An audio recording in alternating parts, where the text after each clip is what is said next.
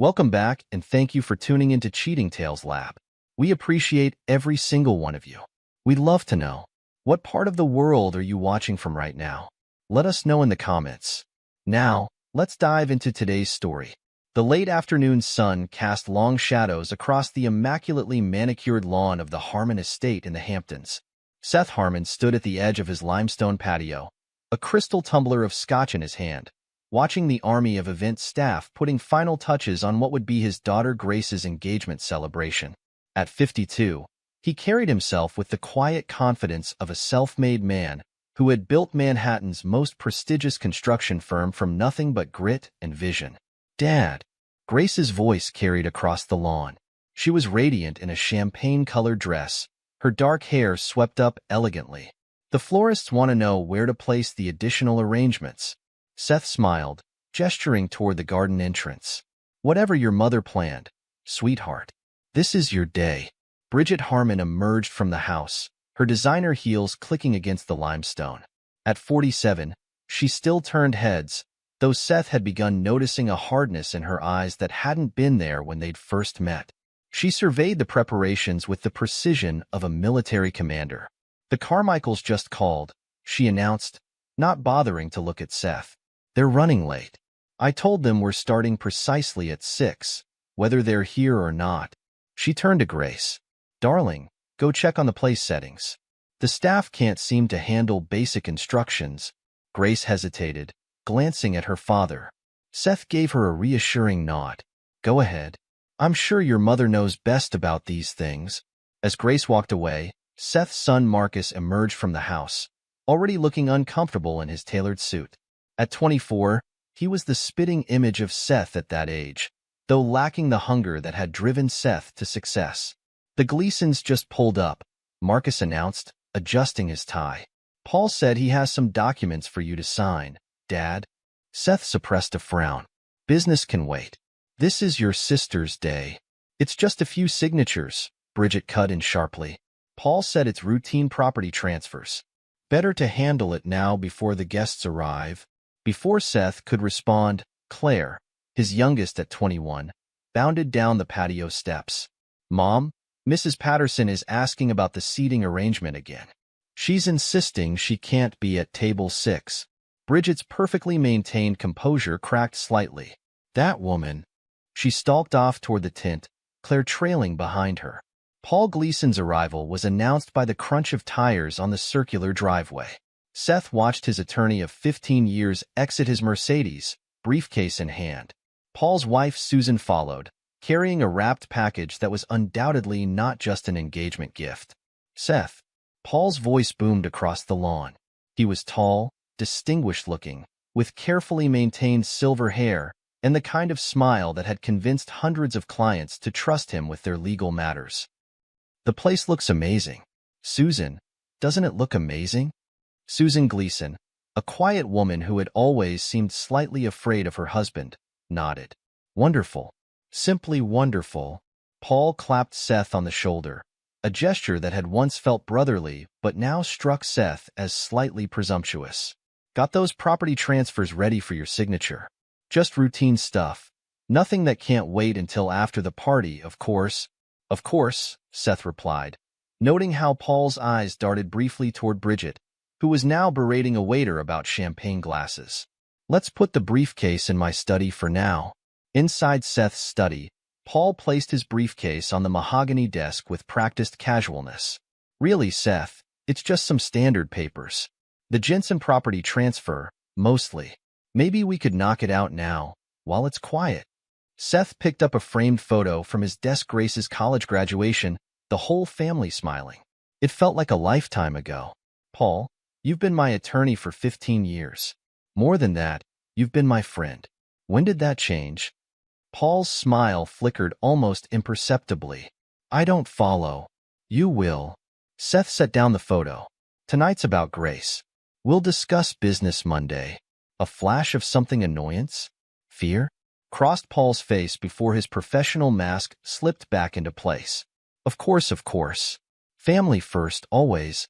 The study door opened, and Marcus entered. "Uncle Paul." "Dad, Mom wants to know if you're done in here." Guests are starting to arrive.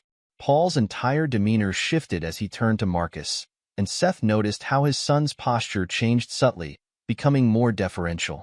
Marcus, my boy, how's the legal internship treating you?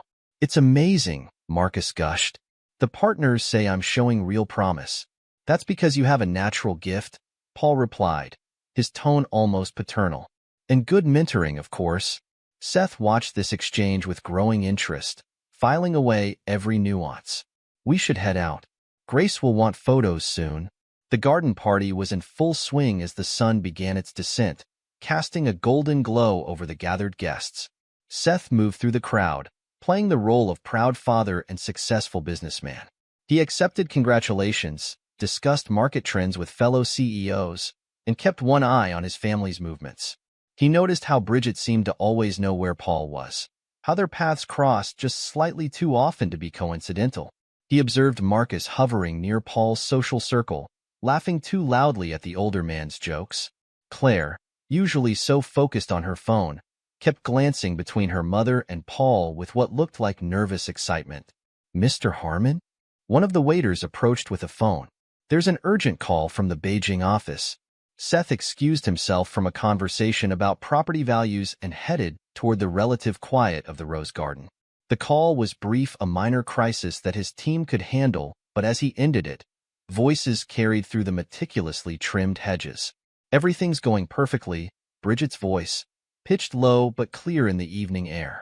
Seth moved silently closer to the hedge. Patient as ever, my love, Paul's voice, followed by the unmistakable sound of a kiss. We've been altering Seth's legal documents for years. The properties, the company shares everything's in our names now. Seth's hand tightened on his phone, but he remained still, controlled. 25 years of high-stakes business deals had taught him the value of waiting for all the information before acting. Dad's such an idiot. Marcus's voice joined them, and Seth's stomach clenched. Always so focused on his precious company, he never even noticed. Our real dad's so clever. The voice was Claire's, and the betrayal was complete. No one suspects anything.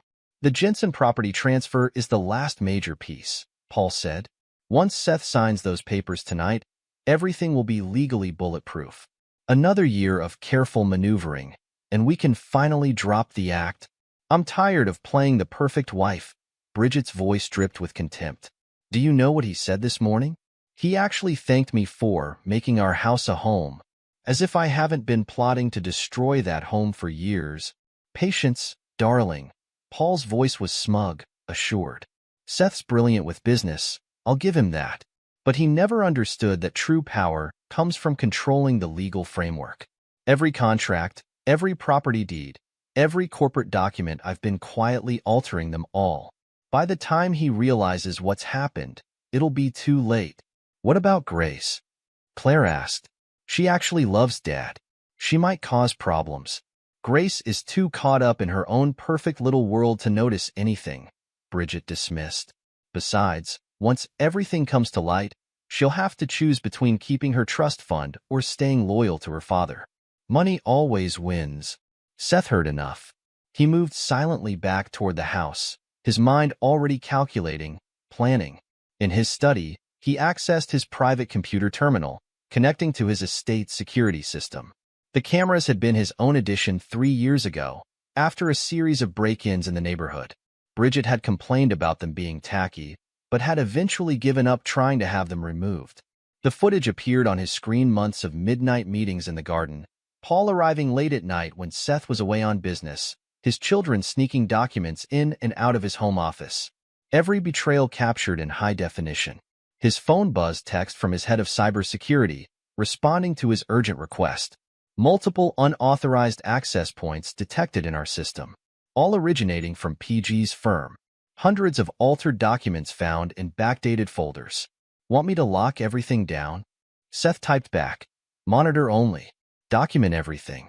Full report Monday. He stood at his study window, watching the party continue below. Grace was dancing with her fiancé, genuinely happy and unaware of the devastation brewing. Bridget was holding court with her social circle, playing the perfect corporate wife. Paul was chatting with board members, likely seeking more angles to exploit. Marcus and Claire moved through the crowd, carrying their secrets like badges of honor. Seth pulled out his phone once more, dialing a number he hadn't used in years. Marshall? Seth Harmon. Remember that favor you owe me? I need a forensic accountant's eyes on something. Discreetly. Yes, it's urgent. No, don't send anyone to the office yet. I'll have everything ready for you Monday morning. He ended the call and took a moment to straighten his tie, check his reflection in the window. The man looking back at him wasn't angry, he was focused, determined. They thought they'd been clever, using his own success against him, twisting his trust into a weapon.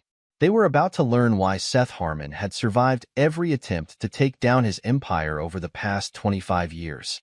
The party continued below, his family's betrayal hidden behind smiles and champagne toasts. Seth straightened his shoulders and headed back to play his role, the unsuspecting victim, the fool they thought him to be. For now, Monday would come soon enough. Seth? There you are. Grace's voice caught him at the bottom of the stairs.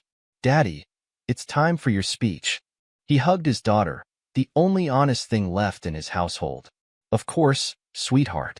Can't keep our guests waiting. As Seth walked toward the garden, he passed Bridget and Paul standing slightly too close together.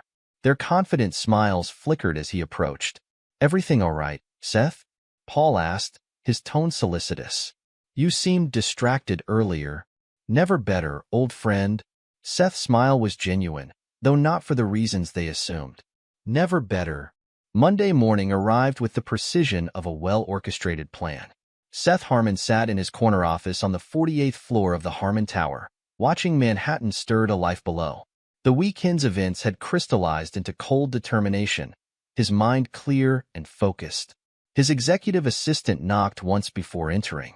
Mr. Harmon, the State Bar Association's Ethics Committee is on line 1. And Marshall Summers arrived early. He's waiting in the conference room. Thank you, Janet. Hold all other calls. Seth picked up the phone, his voice measured and authoritative. Mr. Davidson? Seth Harmon. Thank you for taking my call on such short notice. The Ethics Committee chairman's voice crackled through the speaker. Your message mentioned evidence of serious misconduct by Paul Gleason. Given your position in the business community, we're treating this with utmost priority. I'm sending over documentation now. My team has compiled evidence of systematic document alteration, fraudulent transfers, and egregious breaches of attorney-client privilege. Seth's mouse clicked through files as he spoke. You'll find video evidence, digital forensics, and a complete audit trail. A pause on the line as Davidson received the files. Then, my God, this is extensive. Mr. Harmon, this goes beyond simple misconduct. This is criminal conspiracy. I'm aware. I trust the Bar Association will handle this appropriately. We'll convene an emergency panel immediately. Mr. Gleason's license could be suspended by week's end, pending a full investigation. Seth ended the call and strode to the conference room. Marshall Summers, forensic accountant extraordinaire, sat surrounded by laptops and documentation. At 60, with wire-rimmed glasses and a prosecutor's demeanor, he'd built his reputation by untangling the most complex financial frauds. Seth, Marshall stood, extending his hand. I've been reviewing the preliminary data since your call. This is sophisticated work. They've been building this trap for years. Show me. Marshall pulled up a series of diagrams on his laptop. Paul created a network of shell companies, all registered in your wife's maiden name or through proxy owners. Each time he handled a property transfer for your legitimate business, he created a shadow transaction. Seth studied the complex web of arrows and corporate entities. The Jensen property? That would have been the crown jewel. Marshall pointed to a highlighted section. Sign those papers, and ownership of your entire commercial portfolio would have shifted to their control within 6 months. Clean, legal, and virtually irreversible without proving fraud. Which is exactly what we're going to do. Seth's phone buzzed, a text from his head of cybersecurity. Full digital forensics complete. Found encrypted communications between PG and your wife dating back 5 years. All documented. Seth forwarded the message to Marshall. Add that to your evidence pile. I want everything ready for the board meeting at 2. The morning passed in a blur of focused activity. By 1:30, Seth's executive team had assembled in the main boardroom. Paul's usual chair sat conspicuously empty. "Ladies and gentlemen," Seth began, standing at the head of the table, "what I'm about to share will be disturbing. It will also explain why I've called for an immediate audit and termination of all contracts with Gleason and Associates." The presentation was methodical, devastating. With each revealed document, each played recording, the board members' expressions shifted from confusion to shock to anger. "This exposure puts us all at risk," Gerald Matthews, head of legal compliance, stated flatly. "Every contract Paul Gleason touched needs to be reviewed." "Already in progress," Seth assured them. "I've engaged Marshall Summers to lead the forensic audit. But there's more." He played the surveillance footage from his home, showing the midnight meetings, the conspiracies hatched in his own garden. Several board members visibly recoiled at the betrayal's personal nature. "My God," Seth, Patricia Chun, his longest-serving board member, whispered. "Your own family?" "Business first," Seth cut off any sympathy. "I need unanimous board approval to sever all ties with Gleason and Associates and initiate legal proceedings." The vote was immediate and unanimous. Across town, Paul Gleason sat in his corner office, unaware of the approaching storm. His secretary buzzed through. "Mr. Gleason? The State Bar Association is here. They say it's urgent." Paul straightened his tie, confident in his ability to handle any legal challenge. The confidence evaporated as 3 stern-faced committee members entered, followed by 2 forensic IT specialists. "Mr. Gleason," the lead investigator began, "we have evidence of serious ethical violations and potential criminal conduct. We'll need your computers and access to all client files." "This is ridiculous," Paul blustered. "On whose authority?" "We have documented proof of fraudulent document alteration, misuse of client trust accounts, and conspiracy to commit fraud." The investigator's voice was implacable. "Your license is suspended effective immediately pending our investigation." Paul's law partners gathered in the conference room, watching through the glass walls as IT specialists began imaging his hard drives. "Did you know about this?" Thomas Reynolds, the founding partner, demanded of the others. "Any of it?" Heads shook in mute denial. "He has to go," Reynolds decided. "Now, before this takes down the whole firm." In the Hamptons, Bridget Harmon was holding court at her weekly tennis club luncheon when her phone buzzed. The text from Paul sent ice through her veins. "Bar Association here. They know everything. Seth knows. Delete everything now." Her hand trembled as she set down her mimosa. Around her, her social circle continued their mindless chatter about renovations and summer plans. "Bridget," her friend Catherine touched her arm. "You've gone quite pale." "I need to go." Bridget stood abruptly. "Family emergency." She was halfway to her car when another text arrived, this one from Marcus. "Mom, firm putting me on immediate leave." "What's happening?" Claire's text followed seconds later. "Dad knows. Henderson Law School called about irregularities in my application. What do we do?" Bridget's perfectly managed world was unraveling with terrifying speed. She tried calling Paul, but his phone went straight to voicemail. Her next call was to their private banker in the Cayman Islands. "I'm sorry, Mrs. Harmon." The banker's accent was carefully neutral. "Those accounts were closed last week. Mr. Gleason had full authorization." Bridget's manicured nails dug into her steering wheel. Paul had betrayed her. After all their careful planning, he'd taken the money and was probably planning to blame everything on her. Back at Harmon Tower, Seth received another update from his team. He allowed himself a small smile as he read the reports of Paul's suspension, the chaos at his firm, the freezing of offshore accounts. His phone lit up with Bridget's name. He let it ring through to voicemail. Grace appeared in his office doorway, her face pale but composed. "Dad, can we talk?" Seth gestured to a chair. His daughter sat, her engagement ring catching the afternoon light. "Thomas's parents saw the preliminary Bar Association report," she said quietly. "They're concerned about the wedding. What do you want to do?" Grace met his eyes directly. "I want to know the truth. All of it." Seth pulled out a file and handed it to her. "Read it. Take your time. Then decide." As Grace read, her composed expression crumbled. "Mom and Paul. All this time? And Marcus and Claire knew? Yes. The engagement party. They were using it as cover to get you to sign those documents? Yes. Grace's hands shook as she closed the file. I'm postponing the wedding. Thomas understands. I can't. I can't celebrate while our family is torn apart like this. You're not responsible for their choices, Seth said firmly. I know. Grace stood, straightening her shoulders in a gesture so like her father's. I'm going to call Thomas's parents myself. They deserve to hear it from me. Seth watched her leave, pride mixing with his cold anger. At least one of his children had inherited his integrity. His intercom buzzed. Mr. Harmon? Mr. Summers has the complete forensic report ready for your review. Send him in. Marshall entered with a thick binder and a grim expression. It's worse than we thought. Paul wasn't just helping your wife steal from you. He was skimming from every account he touched. The man's been running a sophisticated fraud scheme across multiple clients. Perfect. Seth's smile was shark-like. Send copies to the Bar Association and the District Attorney's office. Already done. Seth. Marshall hesitated. Your wife's involvement is extensively documented. This will destroy her. She destroyed herself.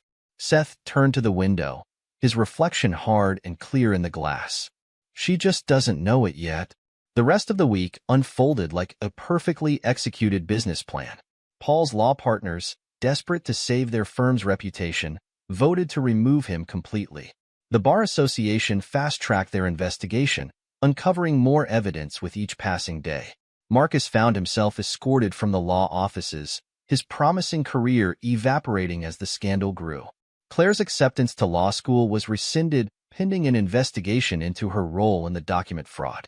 Bridget's carefully cultivated social circle began to dissolve as details leaked.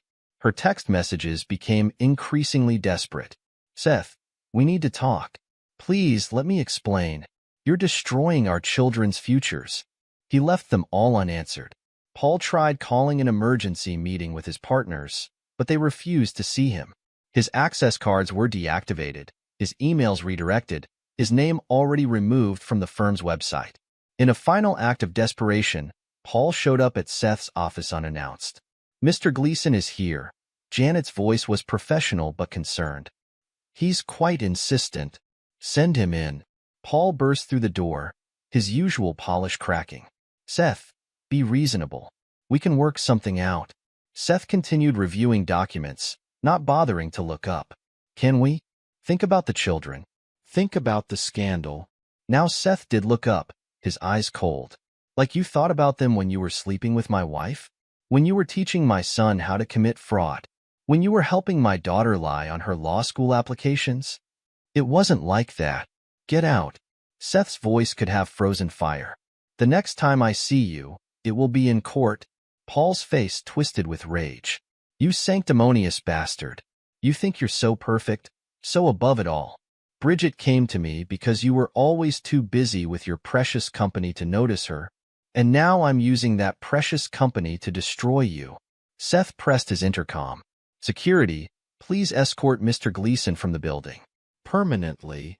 As Paul was led away, Seth received one final text from his head of cybersecurity. Found it. Offshore accounts emptied last week. All money transferred to private account in PG's name only. Your wife got played. Seth allowed himself a moment of grim satisfaction. They had thought him a fool, too focused on business to see their betrayal. Now they would learn that business had taught him exactly how to handle traitors. The sun set over Manhattan, casting long shadows through Seth's office windows. In the growing darkness, he reviewed Marshall's final report, preparing for the next phase of his counterattack.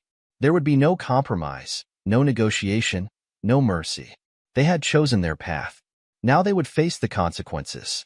The State Bar Association's hearing room fell silent as the final verdict was read.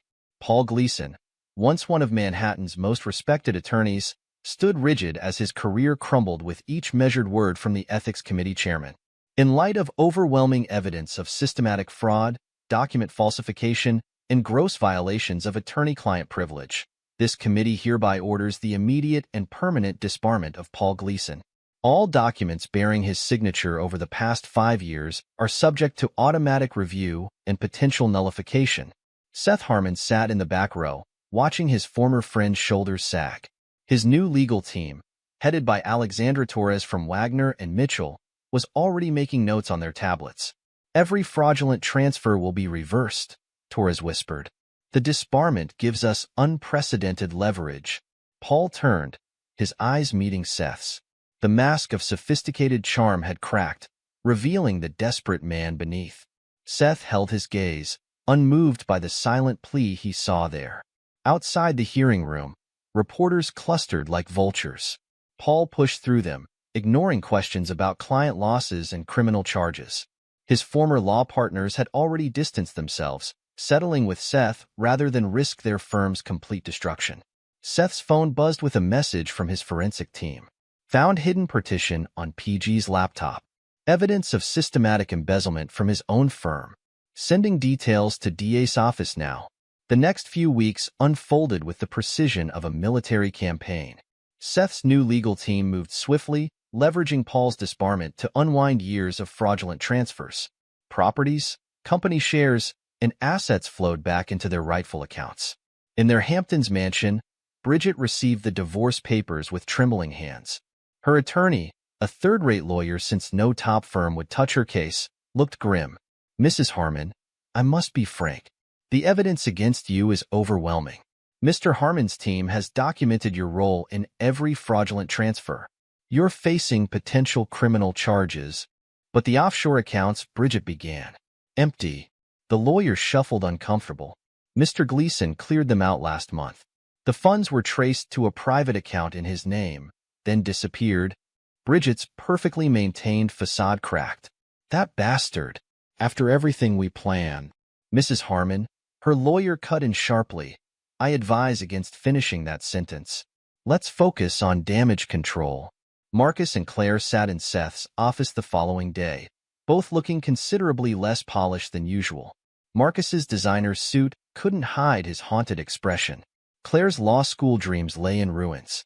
"Henderson Law has officially rescinded my acceptance," Claire said, her voice small. They said involvement in document fraud makes me unfit for legal education. The firm's ethics committee is reviewing my internship," Marcus added. "I'll never pass the character and fitness review for the bar exam now." Seth studied his children, seeing not the confident conspirators from the garden party, but two scared young adults facing the consequences of their choices. "You both made your decisions," he said evenly. "You chose Paul over your father. You helped destroy your family for a man who's probably halfway to Mexico by now." As if on cue, his phone lit up with a news alert. Disgraced attorney Paul Gleason spotted boarding private plane to Mexico City. Claire burst into tears. Marcus slumped in his chair. "Dad, please," Marcus began. "We were stupid. You thought betraying me was clever." Seth cut him off. "You thought Paul's plan was foolproof. You thought wrong." He pulled two folders from his desk drawer. "These are the consequences of your choices. You can accept them, or you can earn a second chance." The siblings exchanged glances before opening the folders. Inside each was a detailed program. Ethics courses, community service requirements, and strict conditions for future education funding. "This is your one opportunity for redemption," Seth continued. "Complete these requirements, prove you've learned from this disaster, and I'll consider supporting your education again. Fail, and you're on your own." Grace knocked on the door, entering when Seth nodded. Unlike her siblings, she carried herself with quiet dignity. "The Hendersons send their regards," she said. "They understand postponing the wedding. Thomas still wants to move forward when the time is right." Seth allowed himself a small smile. "You're the only one who maintained your integrity, Grace. I'm proud of you." Marcus and Claire couldn't meet their sister's eyes. Across town, Bridget's social circle was evaporating faster than summer rain. The scandal had spread through Manhattan's elite like wildfire, fueled by the salacious details of her affair and fraud. "I simply can't seat you at the charity gala," Catherine, her former tennis partner, said over the phone. "You understand, of course. The optics."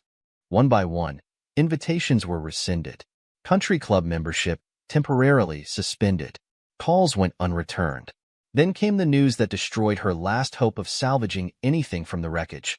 Paul had emptied their offshore accounts days before fleeing to Mexico. He played us all, she whispered to her reflection in the powder room mirror. The face that looked back was older, harder, stripped of its careful polish by betrayal and fear. Her phone buzzed with a text from Paul's Mexican number. "Sorry, darling. Business is business.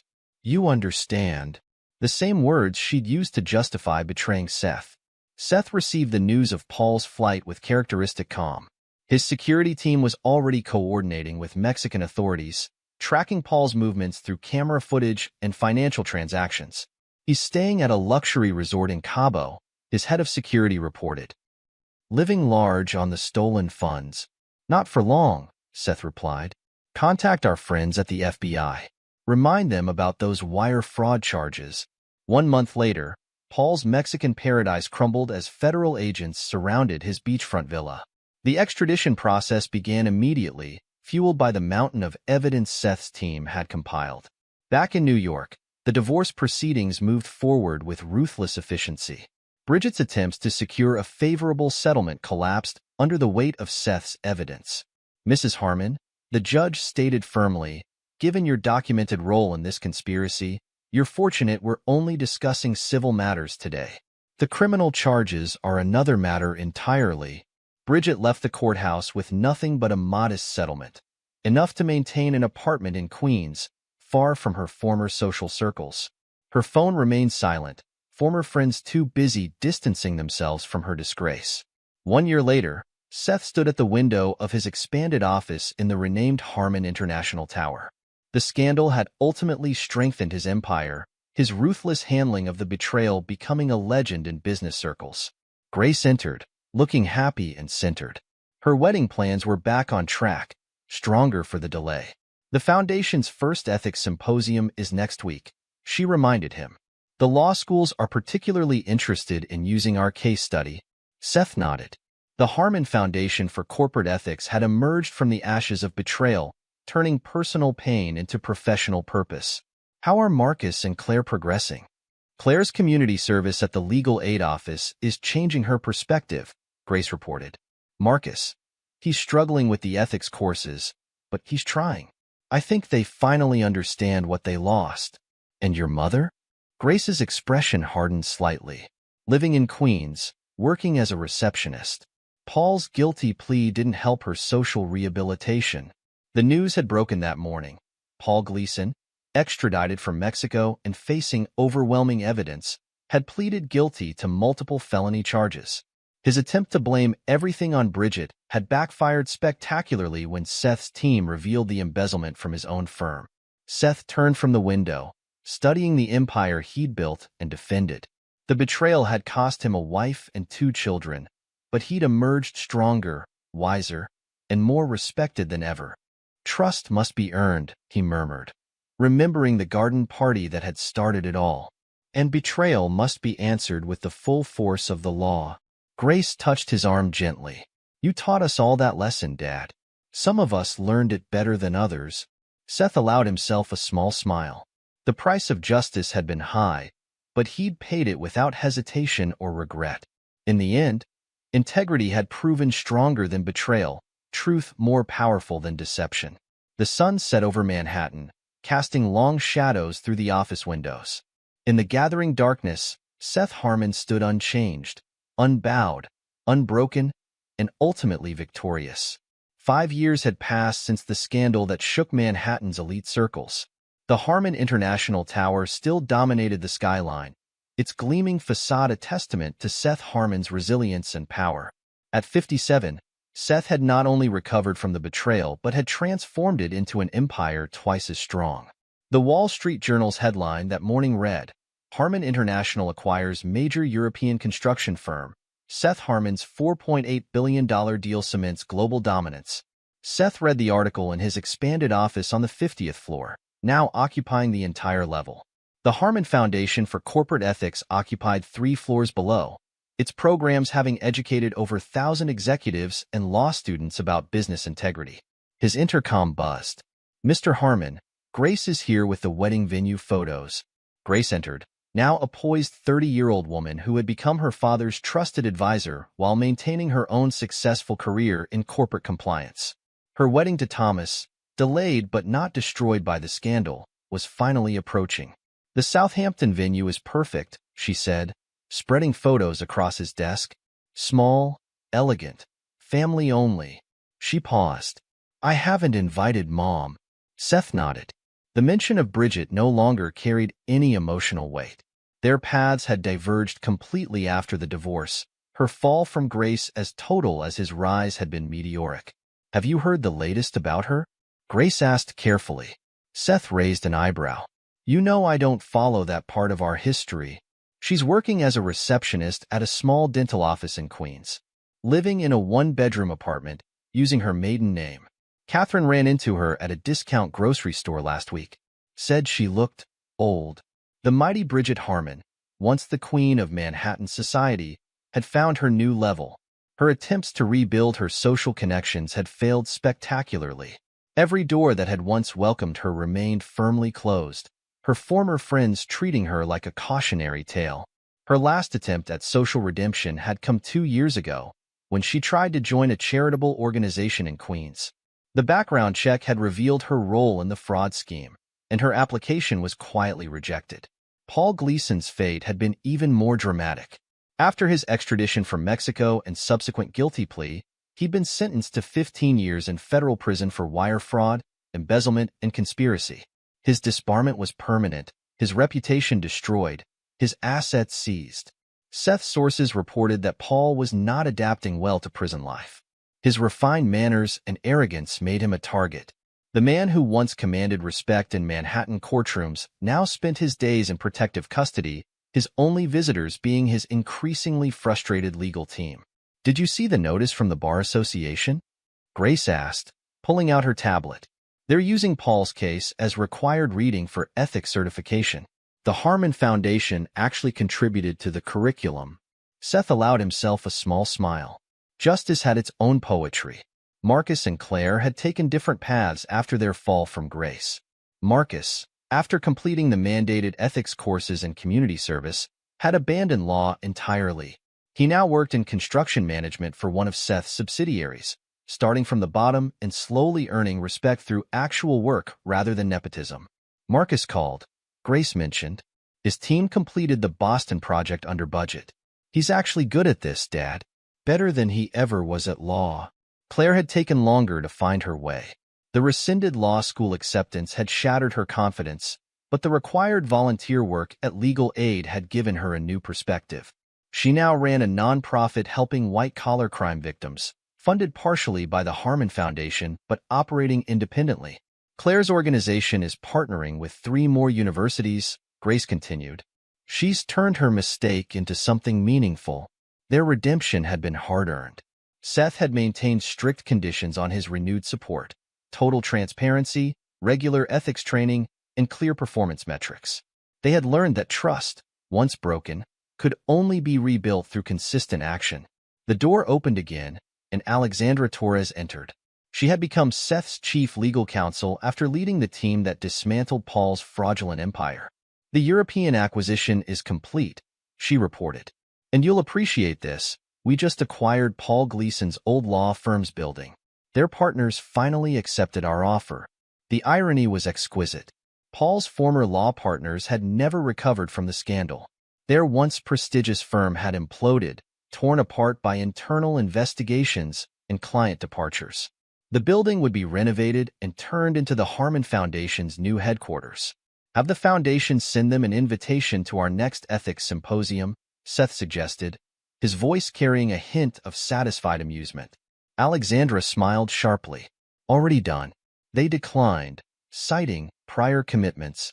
A text message appeared on Seth's phone, from his head of security, who still maintained surveillance on key players from the scandal. BH attempted to access her old country club membership, claimed it was a misunderstanding when rejected. Left in tears. PG requested prison transfer again. Denied. Claims harassment from other inmates who lost money in his schemes. Seth archived the message without comment. Their suffering held no pleasure for him. It was simply the natural consequence of their choices. Thomas Henderson, Grace's fiancé, arrived for their lunch appointment. At 32, he had proven his loyalty during the scandal, standing by Grace despite his family's initial concerns. Now a partner in his father's investment firm, he had earned Seth's respect through his integrity. "Sir," Thomas greeted Seth warmly. "The Foundation's impact report is impressive. Our firm is implementing the ethics training program company-wide." Over lunch in Seth's private dining room, they discussed the upcoming wedding. Grace had chosen to hold it in the same Hamptons estate where the betrayal had been discovered, a decision that spoke to her resilience. "The rose garden has been redesigned," Grace mentioned. "No more hedges." Seth nodded, remembering that night 5 years ago. The garden where he had overheard their conspiracy had been transformed into an open space filled with flowers. No more hidden corners for secret meetings. Later that afternoon, Seth visited the Harmon Foundation's offices. The walls were lined with case studies, including a detailed analysis of Paul Gleason's downfall titled "The Price of Betrayal: Ethics, Trust, and Consequences in Corporate Law." The Foundation's executive director, a former federal prosecutor, updated him on their latest initiatives. "We've had requests from law schools across the country. Your story has become the definitive case study in professional ethics." "Any word from Henderson Law School?" Seth asked, thinking of Claire's rescinded acceptance. "They've adopted our full curriculum. Their dean specifically cited the Gleason case as a turning point in their ethics education." The day's final meeting was with his expanded board of directors. The company had tripled in size since the scandal, Seth's decisive handling of the crisis having attracted investors impressed by his integrity and strength. "The European acquisition makes us the largest construction firm in the Western Hemisphere," his CFO reported. "Our ethical business practices have become a major selling point." After the meeting, Seth worked late into the evening, reviewing reports and planning future expansions. His empire had been built on skill and transformed by betrayal into something even stronger. A news alert popped up on his screen. Former Society Queen Bridget Carlton, formerly Harmon, denied loan application. Sources say credit ruined by fraud charges. In her tiny Queens apartment, Bridget stared at her reflection in a cheap mirror, barely recognizing the woman she had become. Her designer clothes were long gone, replaced by off-the-rack basics.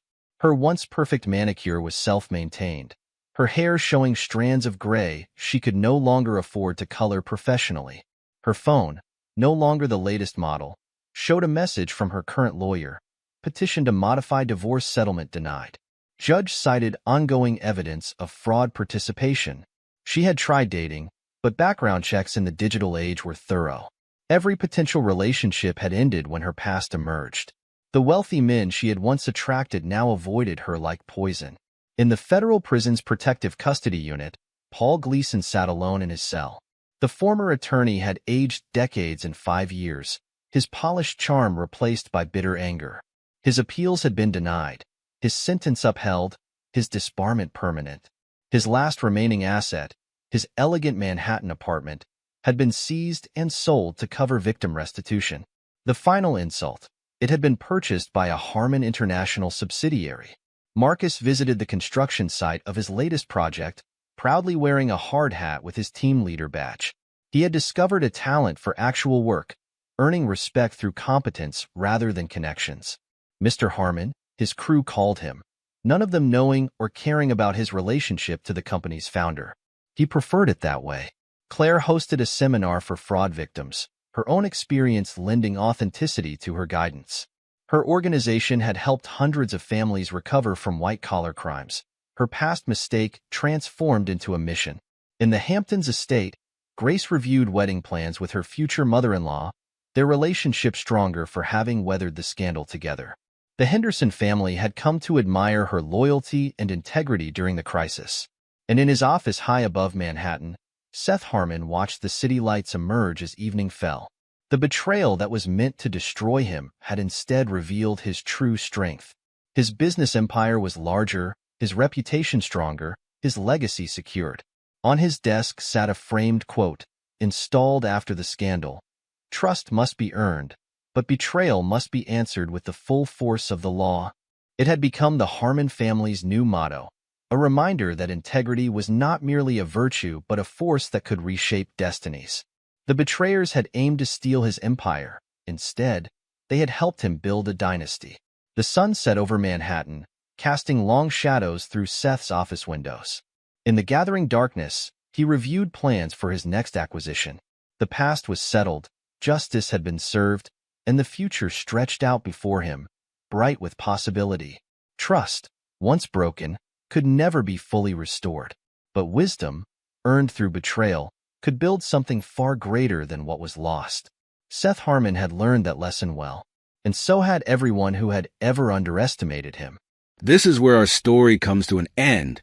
Share your thoughts in the comment section. Thanks for your time. If you enjoy this story, please subscribe to this channel.